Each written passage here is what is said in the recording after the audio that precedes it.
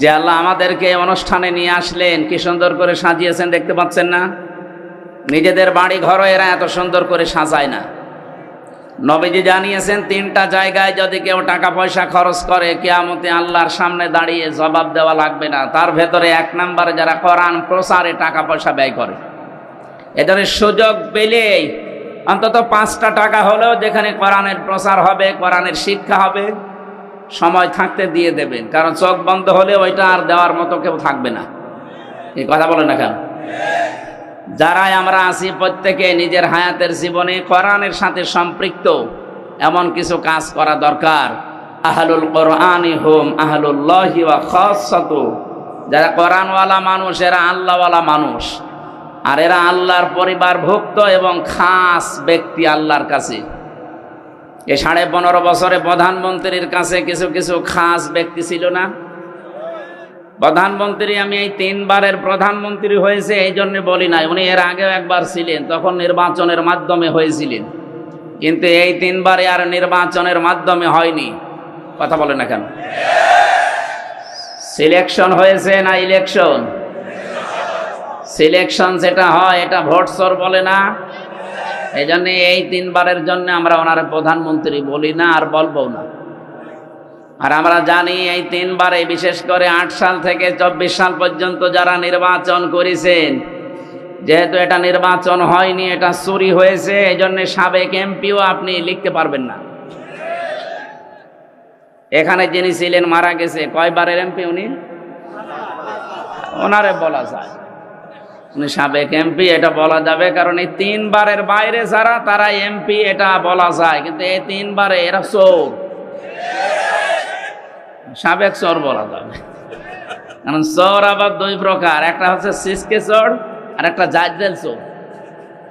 এই যে যারা মুরগি চুরি করে, মানুষের পকেট চুরি করে, এগুলো কি সিসকে চোর। আর যাদের বেগম পাড়ায় বাড়ি আছে, সাহেব পাড়ায় বাড়ি আছে, সাহেব পাড়ার বাড়ি আমি দেখে এসেছি মালয়েশিয়া। বেগম পাড়ার বাড়ি দেখতে কয়েকদিন পরে যাব ইন্ডিয়া কি কানাডায়। এরপরে যারা সুইস ব্যাংকে টাকা রাখে, দাদাদের কাকাদের কাছে যারা জিনিসপত্র পাঠায়, দিয়েছে।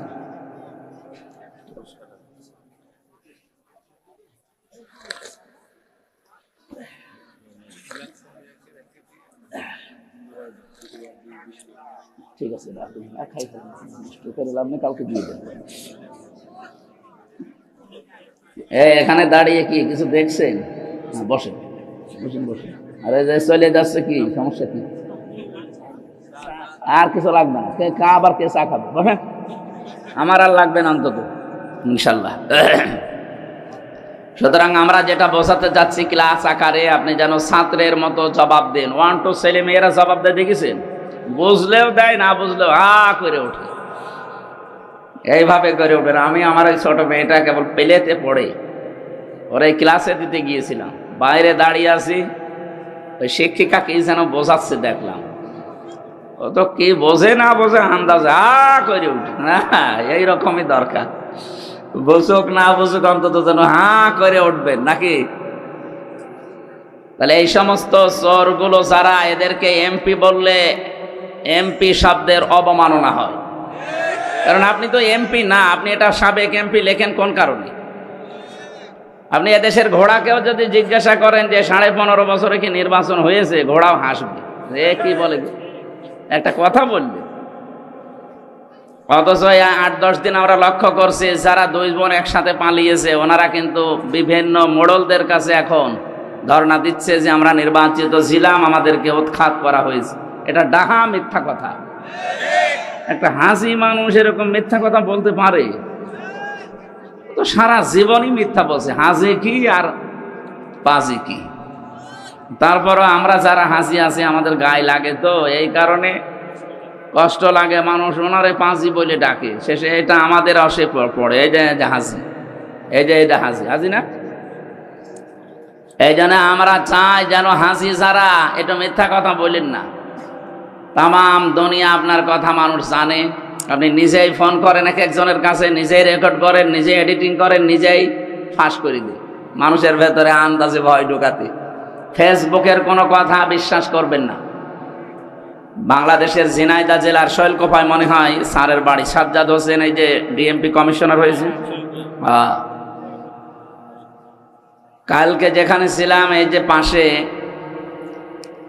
ঝাউদিয়া, ওখানকার একজন এসপি আছে জাহাঙ্গীর আলম, উনি এখন এই যে মৌলভীবাজার জেলা বললাম ওখানকার এসপি। এই বৈষম্যের শিকার হয়ে এতদিন বাইরে ছিল, আল্লাহ এখন দায়িত্ব তারে দিয়েছেন। উনি আমাকে বলছিল যে হামজা ভাই, আপনি সারা দেশে কথা বললে এই কথাটা মানুষকে জানাবেন যে এই যে যারা ফেসবুকের কথা শুনে গুজবে কান দিয়ে উস্কানিতে পা দিচ্ছে, এরা যেন এটা বন্ধ করে। কিচ্ছু হয়নি, এদেশে সব ঠিক আছে। ষড়যন্ত্র দ্বারা করছে, এদের ষড়যন্ত্র বন্ধ হয়ে যাবে। কেন বন্ধ হবে বলেন তো? ভালো করে খেয়াল করে আমি মিলিয়েছি। কোরআনে কারিম সূরা নমল 19 নাম্বার পারার 20 নাম্বার পৃষ্ঠার 6 নাম্বার লাইনের 50 নাম্বার আয়াতে আছে। এটা তাফসিরে হাক্কানিতে পাবেন। আল্লাহ পাক বলেন, ওয়া মাকারু মাকারা ওয়া মাকারনা মাকারা ওয়া হুম লা ইয়াশউরুন। খুব খেয়াল করে শব্দগুলো মিলাবেন। আল্লাহ বলেন ওরা ষড়যন্ত্র করেছিল। মাকরন মাজদার দিয়েছেন। নবী আপনি জানেন এদের ষড়যন্ত্র কেমন। অকদ মাকারু মাকরহুম ওয়া ইনদাল্লাহি মাকরুহুম ওয়া ইন কানা মাকরুহুম লিতাজুলা মিনহুল জিবাল। সূরা ইব্রাহিমের ভেতরে আল্লাহ আয়াতগুলো দিয়ে জানিয়েছেন, হে নবী ওদের ষড়যন্ত্র এমন কঠিন এবং ভয়ঙ্কর ছিল, এত মজবুত ষড়যন্ত্র ওরা করেছিল যে পাহাড় পর্যন্ত তার জায়গা ছেড়ে দিয়ে চলে যাবে। শব্দের অর্থ খেয়াল করেছেন, কত ভয়ঙ্কর শব্দ আল্লাহ দিয়েছেন, যে পাহাড় পর্যন্ত ওদের ষড়যন্ত্রের কারণে নিজের জায়গা ছেড়ে দিয়ে চলে যাবে।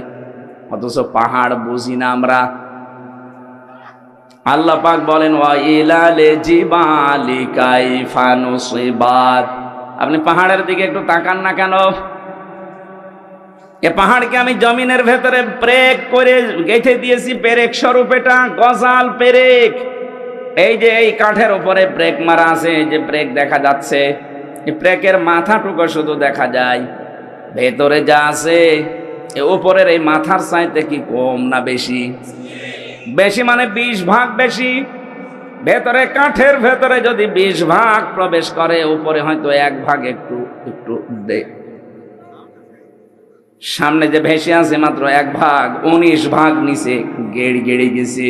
আল্লাহ পাক বলেন, জমিনে আমি পাহাড়গুলো ঠিক এভাবেই লাগিয়ে দিয়েছি যেমন নড়াচড়া না করে। তার মানে পাহাড় আমরা দেখতে পাই, যেটা কয়েকদিন আগে পঞ্চগড়ে থেকে তাকালাম হিমালয়ের দিকে, 36,000 ফিট। এদের জন্য মাটির উপরে থাকে।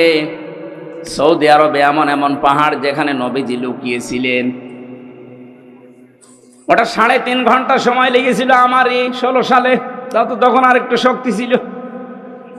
আরে রমজানে আমি এবার গিয়ে একা একা ওই সময় উঠেছিলাম, এখানে কোরআনে কারিম নাজিল হয়, ওই সময় লেগেছিল 1 ঘন্টা 5 মিনিট। এত বড় বড় পাহাড় যেখানে উপরে, তাহলে নিচের চাইতে যদি 20 ভাগ বেশি গেড়ে দেওয়া থাকে, তো পাহাড় নিচে আছে কত? এই পাহাড় পর্যন্ত নড়ে যাবে, টলে যাবে, নিজের জায়গা ছেড়ে চলে যাবে, এমন ষড়যন্ত্র করেছিল কাফেররা। 1500 বছর আগে মুহাম্মদুর রাসূলুল্লাহর সময় আবু জেহেল 14টা ষড়যন্ত্র করেছিল নবীর বিরুদ্ধে। এটা সিরাত ইবনে হিশামের ভেতরে পাবেন। আর এই 15.5 বছরে যারা 2 জন পালিয়েছে, ওনাদের ষড়যন্ত্র আমি হিসাব করে পেয়েছি 15টা। তাহলে আবু জেহেলের চাইতে 1 কাঠি উপরে।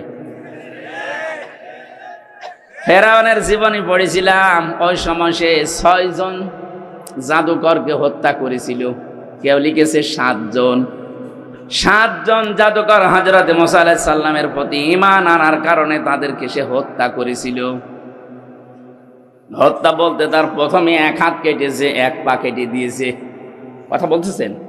ভালো করে বুঝুন। 1500 বছর আগে না, এটা আবার হাজার হাজার বছর আগের কথা। আল্লাহর উপরে ঈমান আনার কারণে, হযরত মুসা আলাইহিস সালামের প্রতি ঈমান আনার কারণে ওই জামানার ফেরাউন যে ছিল, এ জাদুকারদের 6 থেকে 7 জনের বিপরীত অঙ্গ কেটে দিয়েছিল, বিকলাঙ্গ করে দিয়েছিল।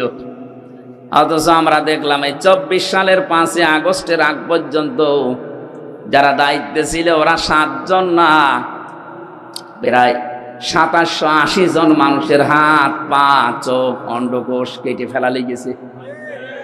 আপনি একটু খেয়াল করে দেখেন, সারা দেশে সরকারি জরিপ বলছে এটা 2732 জন মানুষ মারা গেছে আন্দোলনে, আর 2780 জন মানুষ এখন হাসপাতালে এক একটা অঙ্গ হারিয়ে কাঁদতেছে। কেউ হাত হারিয়েছে, কেউ পা হারিয়েছে, কেউ চোখ হারিয়েছে, কেউ অন্ডকোষ হারিয়ে ফেলেছে। আপনি একটু মিলান, ফেরাউন যদি মাত্র 7 জনের বিপরীত হাত আর পা কেটে দিয়ে এই ইতিহাস হয়ে থাকে, ফেরাউনের নাম শুনলেই মানুষ এখন ঘৃণা করে। যাদের কারণে 2780 জন মানুষের অঙ্গ প্রত্যঙ্গ কাটা পড়ে গেল, এরা বিকলাঙ্গ হয়ে গেল, বলেন তো এরা কত বড় ফেরাউন? এই মোবাইলে কথা বলেন মানে আপনি তো শুনছেন না। 1 ঘন্টা সব বন্ধ রাখেন। কি এত গুরুত্বপূর্ণ বলা লাগবে? আপনি এসেছেন কোরআন শোনার জন্য, বোঝা লাগবে, শিক্ষা নিতে হবে। যদি না নিতে পারেন ভাই বাড়ি যেয়ে গল্প করেন, কথা বলা যাবে না। অনেক মানুষ ভাবছে মনে মনে যে যা বলছে সবই তো বিরুদ্ধে। আরে বিরুদ্ধে গেলে আমি কি কোরআন শরীফ বানাবো? যা আছে তাই তো বলছি, কথা বলে না কেন? এই যে 2টা বিষয় সামনে নিয়ে আসলাম, ফেরাউনের মাত্র 7 জন মানুষকে বিকলাঙ্গ করে দিয়ে যদি এত বড় ইতিহাস তৈরি করতে পারে ফেরাউন, এখনো পর্যন্ত মিশরের জাদুঘরে আছে, মানুষ যায় আর ঘৃণা করে, থুতু ছিটায়, কথা বলে না কেন? তাহলে 24 সালের 5 আগস্টের আগ পর্যন্ত যাদের কারণে শুধু 7 জন না, 2780 জন। আমি কুষ্টিয়ায় 6 তারিখে গিয়েছিলাম, যে দেখি হাসপাতালে ওই যে আগস্টের 6 তারিখে কারো হাত নেই, কারো পা কেটে ফেলেছে, কারো চোখ নেই, অন্ডকোষ উড়ে গেছে। আর 14 জন তো জায়গায় মারা গেছে, পরে 2 জন 16 জন। এত মানুষের হত্যাকারী যারা, বিকলাঙ্গকারী যারা, যাদের কারণে মানুষ হাত পা হারিয়ে ফেলে আর সমাজের বোঝা হয়ে আছে। বলেন তো, যার একটা হাত নেই, একটা পা নেই, একটা চোখ নেই, ও তার পরিবারের জন্য বোঝা, তার সমাজের কাছে সে বোঝা, তার এই রাষ্ট্রের কাছে যে সারা জীবন যতদিন বেঁচে আছে বোঝা হয়ে বেঁচে আছে। এই কাজ যারা করে গেল, এরা কিয়ামতের দিন আমার মনে হয় ফেরাউনের সাথেই উঠবে। প্রথম নাম্বারটা কি বললাম? আবু জেহেল মাত্র 14টা কর্মসূচি নিয়েছিল নবীজির বিরুদ্ধে ষড়যন্ত্র করে। এই জন্য আবু জেহেলের নাম আজ পর্যন্ত কেউ রাখেনি এই 1500 বছরে।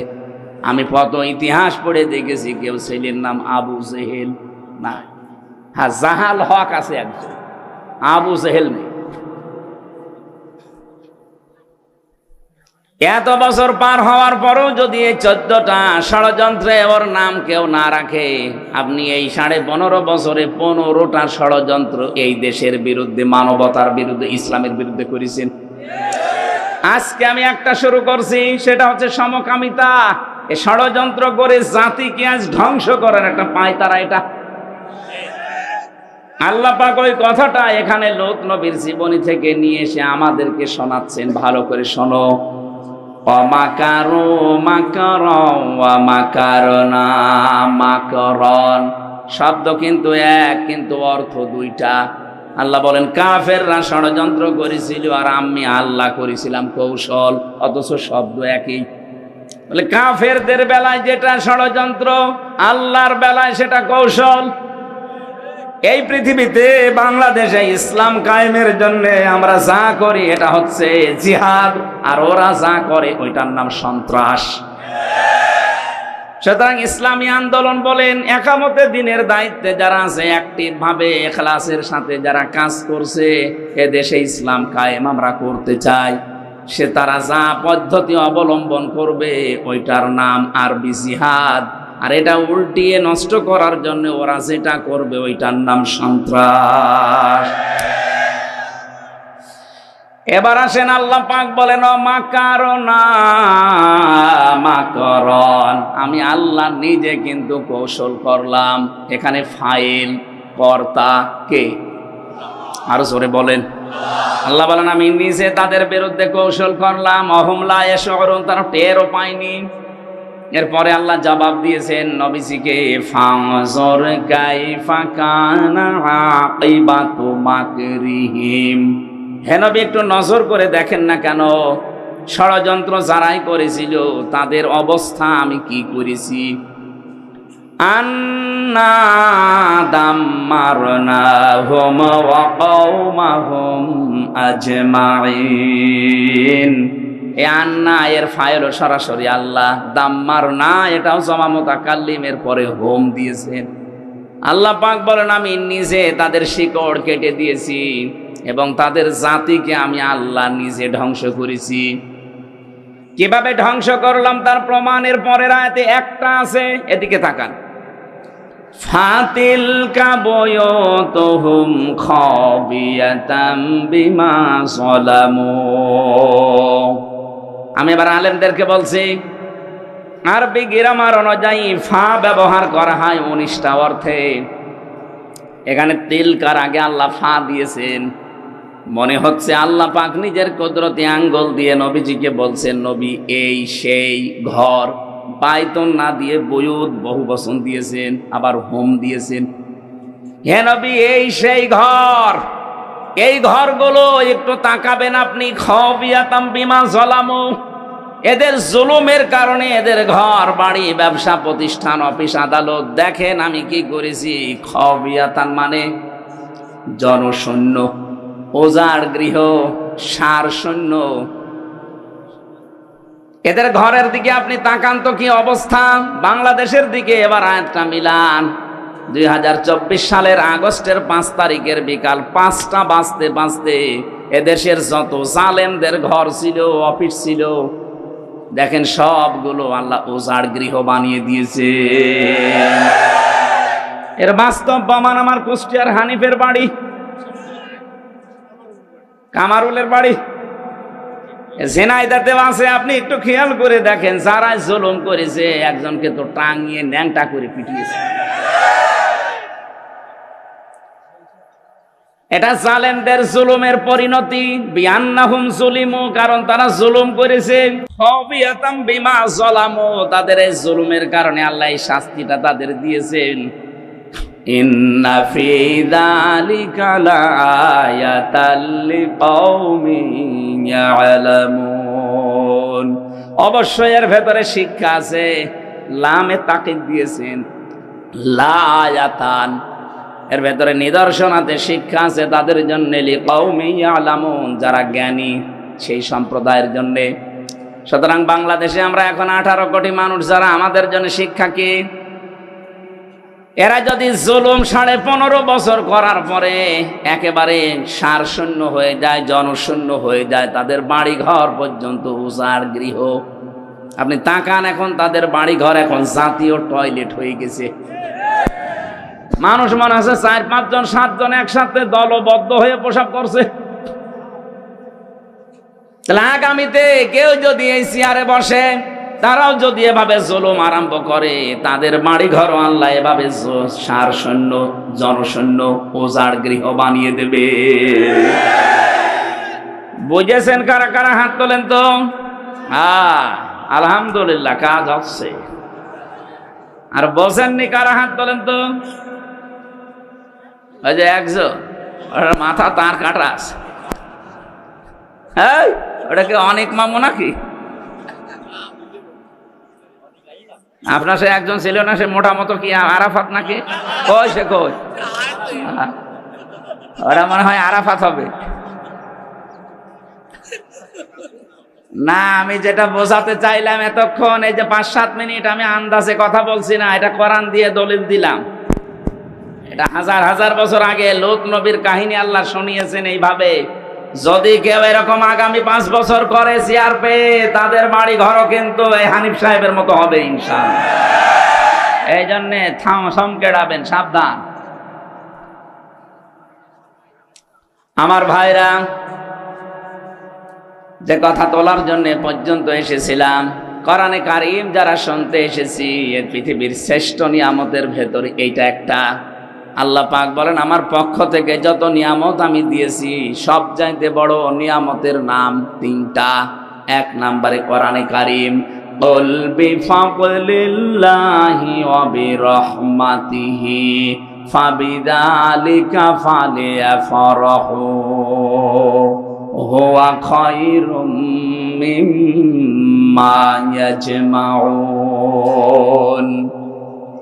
রব্বুল আলামিন সূরা ইউনূসের 58 নম্বর আয়াতে জানিয়েছেন, নবী আপনি বলুন, তাম দুনিয়া যা পেয়ে আনন্দে আছে থাক, আমি আল্লাহর কাছে কিন্তু কোরআন শরীফ শ্রেষ্ঠ সম্পদ। সুতরাং কোরআন যারা পেয়ে আনন্দে আছে, খুশি হয়েছে, তারা দুনিয়ার সব কিছুর তুলনায় শ্রেষ্ঠ সম্পদ পেয়েছে। আজকের এই আলোচনার সাথে সম্পর্ক কিসের? আরো জোরে বলেন। এই যে সুন্দর করে সাজিয়েছে, কিসের কারণে? শুধু হামজা আসবে এই জন্য সাজাতো। কতবার তো হামজা এমনিতে ওহাব ভাইয়ের বাড়ি, আরজান ভাইয়ের বাড়ি এসেছে, কই সাজাইতো নি, আজকে এসেছে কোরআনের জন্য, এজন্য এত সাজগোজ। এই জন্য দুনিয়া থেকেও যদি কোরআনের প্রচারে, কোরআনের প্রসারে, কোরআনের শিক্ষায়, কোরআন কায়েমে টাকা খরচ করে, কিয়ামতের দিন ওই টাকার হিসাব আল্লাহ নেবেন না। দুই নম্বরে কেউ যদি পরিবারস্থ লোকদের জন্য তাদের জায়েজ কাজ মিটাতে খরচ করে, ওই টাকার হিসাব দেওয়া লাগবে না। তিন নম্বরে যদি কেউ জিহাদের ময়দানে কাজ করে, ওখানে যদি আপনি যেতে নাও পারেন, ওদের পেছনে খরচ করলে ওই টাকারও হিসাব দেওয়া লাগবে না। তাহলে হিসাব হবে না কয়টা জায়গায় টাকা খরচ করলে? আরো জোরে। এক নম্বরে কোরআনের কারণে, দুই নম্বরে পরিবারস্থ লোকদের জন্য, তিন নম্বরে জিহাদের ময়দানে যারা কাজ করে তাদের জন্য। আশা করছি আমার কথার অর্থ আপনি বুঝেছেন। কথা বলেন না কেন? কিন্তু আজ আমরা এই সমস্ত জায়গায় আনন্দ পাই না, খুশি না। আমরা আনন্দ করি অনেকে সুদ খেয়ে। না, এদেশে সুদ নেই। এখানে বহু মানুষের চেহারা দেখে বোঝা যাচ্ছে এরা টাকা ছেড়ে রাখে আর টাকা আসে। 1000 টাকা ছেড়ে রাখে, মাসে মাসে 1100 টাকা করে পায়। কি কথা বলছেন? এটা মায়ের সাথে সুদ খাওয়া, জেনা করার গুনাহ। কল্পনায় যেটা আসে না সেই কাজ আপনি করতেছেন, আর আপনি নামাজ পড়েন। এই জন্য এই কাজে যারা আছেন, টাকা ছেড়ে রাখেন, টাকা আসে। অনেকে বলে আমি লাভ খাই, ইন্টারেস্ট খাই, জিনিস একই। কথা বলে টাকা। ও টয়লেটও যার নাম, গো তার নাম, জিনিস আলাদা। জিনিস তো একই, নাম আলাদা দিলেই হবে। যারা খাচ্ছেন, আশা করছি আজকের এই দিন থেকে এটা ছেড়ে দেওয়া লাগবে। কারা কারা ছেড়ে দিতে রাজি আছেন হাত তোলেন তো। তার মানে এলাকায় অনেকে খাচ্ছে। ঠিক আছে বাবা, শাহজালাল সব হালাল না। জেনাইদা জেলা খাচ্ছেন যারা, ছেড়ে দেবেন। ব্যাংকিং ব্যবস্থা বাংলাদেশে যেগুলো আছে, অর্থনীতি, এটা যে ইবাদত অনেকে জানেই না, মনে করে এ দুনিয়ার কাজ না। সোনালী, চৈতালি, যে সমস্ত ব্যাংকগুলো আছে না, সোনালী, রূপালী, অগ্রণী, চৈতালি, এ ব্যাংকের চাইতে ইসলামী ব্যাংকে কারবার করা ইমানের দাবিতে 100% স্বচ্ছ। আপনি যদি ওই সমস্ত ব্যাংকে কারবার করেন, বলো ঔষধ, এ ঔষধ, এটা কাফেরদের কথা। ওয়াহাল্লাল্লাহুল বাইআ ওয়া হাররামার রিবা, আল্লাহ ব্যবসাকে হালাল করেছে আর সুদকে হারাম করেছে। ওই জামানায় কাফেররা বলতো ও সুদও যা, ও ব্যবসাও তা। এখন অনেকে আজ বিভিন্ন জেনারেল ব্যাংকের সাথে ইসলামী ব্যাংক মিলিয়েছেন। আরে ভাই, এতদিন এই শয়তান, এই জালেমরা 15.5 বছরে ইসলামী ব্যাংকে হাত দিয়ে ওরা 75,000 কোটি টাকা আত্মসাৎ করেছে। ইসলামপন্থী এদেশের জনগণের ঘাম ঝরানো টাকাগুলো এই ব্যাংকটা প্রতিষ্ঠিত হয়েছিল। এদেশে শরিয়া ব্যাংক আছে, শরিয়া বোর্ড আছে এই ব্যাংকের জন্য। গোনা যদি হয় তাদের হবে, আপনার অসুবিধা নেই। নবীজি 13 বছর মক্কায় নামাজ পড়েছিলেন, কাবা শরীফে, না পড়েননি? আর 10 বছর পড়েছিলেন কোথায়? মদিনায়। বলেন, এই যে 13 বছর তিনি নামাজ পড়লেন মক্কায়, ওই সময় কাবা শরীফের ভেতরে মূর্তি ছিল না? কয়টা? 360টা। কয়টা? কি মনে হয় আপনার বলেন? 360টা মূর্তি সামনে নিয়ে নবীজি নামাজ পড়লেন, ওনার নামাজ হয়েছে? এ বলছে না, এ বলছে হা।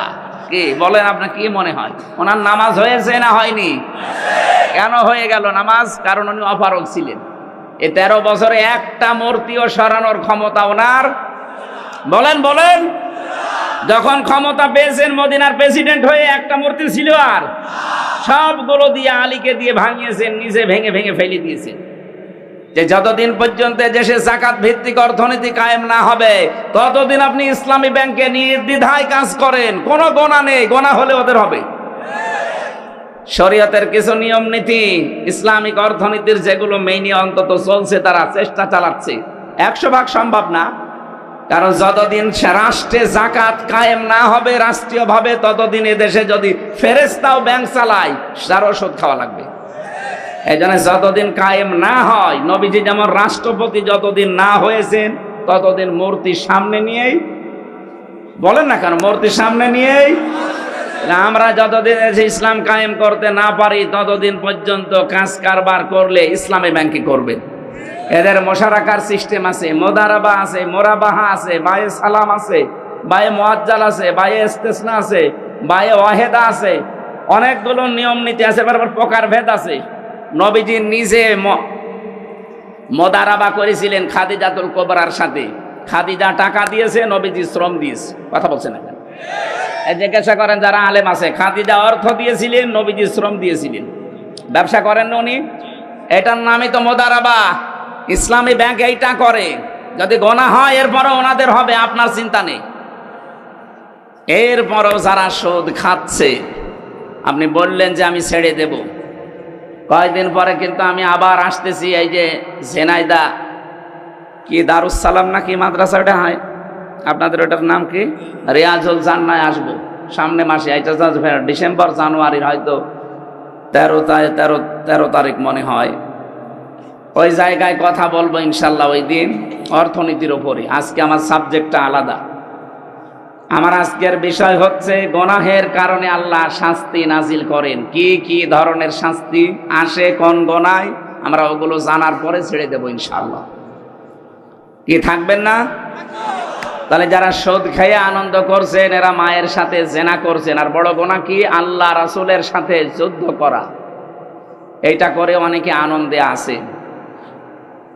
অনেক মানুষ দেখা যায় তারা এতিমের মাল আত্মসাৎ করে আনন্দে আছে। আল্লাহ পাক বলেন, ইন্নাল্লাযীনা ইয়াকুলুনা আমওয়ালাল ইয়াতামা যুলমান ইন্নামা ইয়াকুলুনা ফি বুতুনিহিম নারা ওয়া সায়াসলাউনা সাঈরা। জোরে বলেন আল্লাহু আকবার। আল্লাহ রাব্বুল আলামিন বলেন, পৃথিবীতে নিশ্চয় যে যারা এতিমের মাল সম্পদ খাচ্ছে, ভবিষ্যতেও খাবে, জুলমান, জুলুম করে। এখানে জুলমান শব্দের অনেকগুলো ব্যাখ্যা লেখা আছে। ফাঁকি দিয়ে, না বলে, বিভিন্ন কায়দা কৌশল করে, এমনকি উল্টা পাল্টা করে তার জমি জায়গা লিখে নেওয়া, এটা জুলুম। আজ অনেকে ভাইয়ের জমি লিখে নেন ফাঁকি দিয়ে, এটা কি? জুলুম। বলেন না কেন?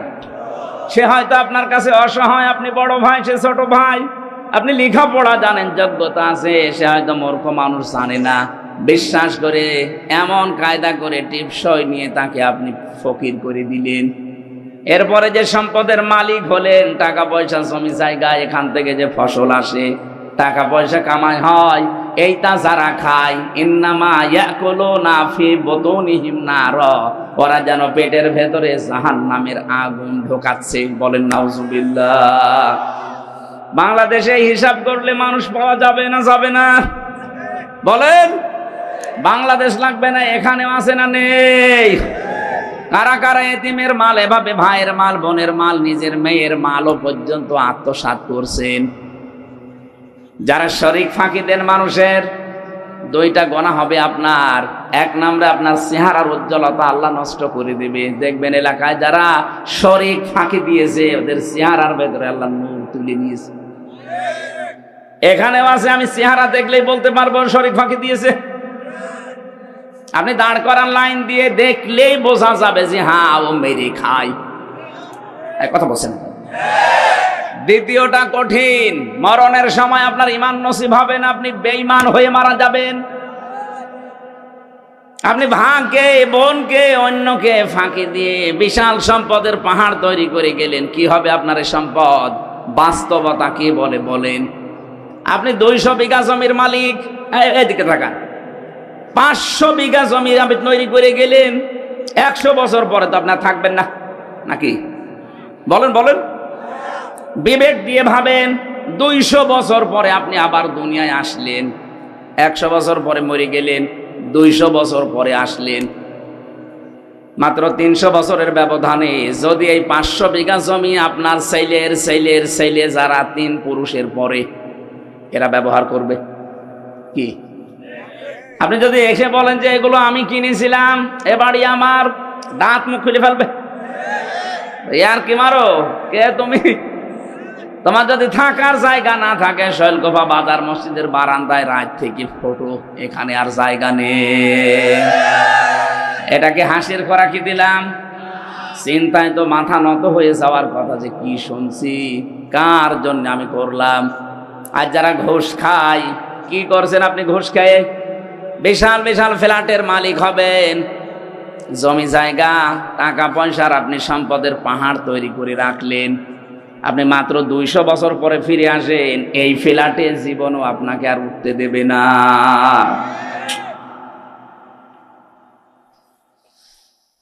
আল্লাহ রাব্বুল আলামিন বলেন, আমাল হায়াতুদ দুনিয়া ইল্লা মাতাউল গুরুর। হে নবী, পৃথিবীর জমিনটাই কিন্তু এরকম একটা ধোঁকা।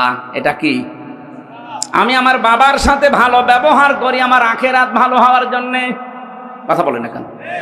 আমি আমার বাবাকে যদি ছেড়ে দেই আমার আখিরাত ভালো হওয়ার জন্যে, আর দেখে যদি উনি আল্লাহ রাসূলকে মানে না, এরকম বাবাকে আমিও মানি না। আমি আমার মায়ের সাথে ভালো ব্যবহার করি আমার নিজের জন্যে, আমার আখিরাত তৈরি করার জন্যে। মাকেও যদি ছেড়ে দেওয়া লাগে, যদি দেখি না এও আল্লাহ রাসূলের বিরুদ্ধে অবস্থান নিয়েছে, ভালো ব্যবহার করব, কিন্তু মন থেকে মেনে নেওয়া সম্ভব না। এই কথা বলেন না কেন? আমি এই যে দাঁড়িয়েওয়ালা আশরাফ ভাইকে ভালোবাসি, এটা আল্লাহর জন্যে। যদি দেখি না ওনার কর্মকাণ্ড ইসলামের বিরুদ্ধে, ওনারে ঘৃণা করতেও আমার 1 সেকেন্ড সময় লাগবে না। নবীজি বলেন, মানা হাব্বা লিল্লাহ ওয়া আবগাদা লিল্লাহ ওয়া আতাআ লিল্লাহ ওয়া মানা লিল্লাহ ফাকাদ ইসতাকমালাল ঈমান।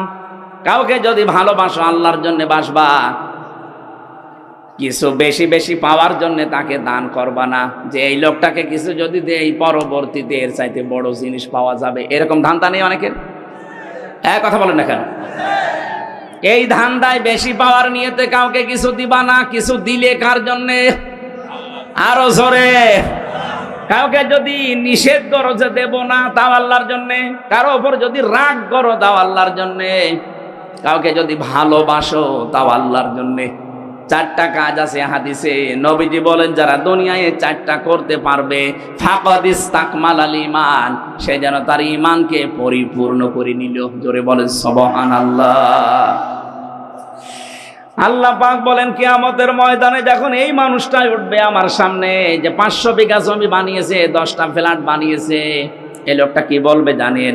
ইয়াউমা তাআতি কুল্লু নাফসিন তুজাদিলু আন নাফসিহা। শব্দের দিকে খেয়াল করেন। আল্লাহ মনে হচ্ছে আমার নাম ধরে বলছে। কুল্লু নাফসিন, প্রতিটি ব্যক্তি। আশরাফ হতে পারে, হামজা হতে পারে, আরজান হতে পারে, ওয়াহাব হতে পারে। প্রতিটি মানুষকে আল্লাহ যেন আলাদা আলাদা আলাদা করে ডাক দিয়েছেন। ইয়াউমা তাআতি কুল্লু নাফসিন, প্রতিটি ব্যক্তি কিয়ামতের দিন তুজাদিলু আন নাফসিহা, নিজের পক্ষে যুক্তি তর্ক প্রমাণ হাজির করবে আল্লাহর সাথে ঝগড়া করার জন্য। আল্লাহর কাছ থেকে বাঁচার জন্য যুক্তি প্রমাণ রেডি করবে, যে আমি এই কারণে বলেছিলাম, আমি নামাজ পড়তে পারি না আমার সন্তানের কারণে, কারণ তাকে সুখে রাখতে গিয়ে আমি সারাদিন মাঠে কাজ করেছি, সেজদা দেওয়ার সময় পাইনি।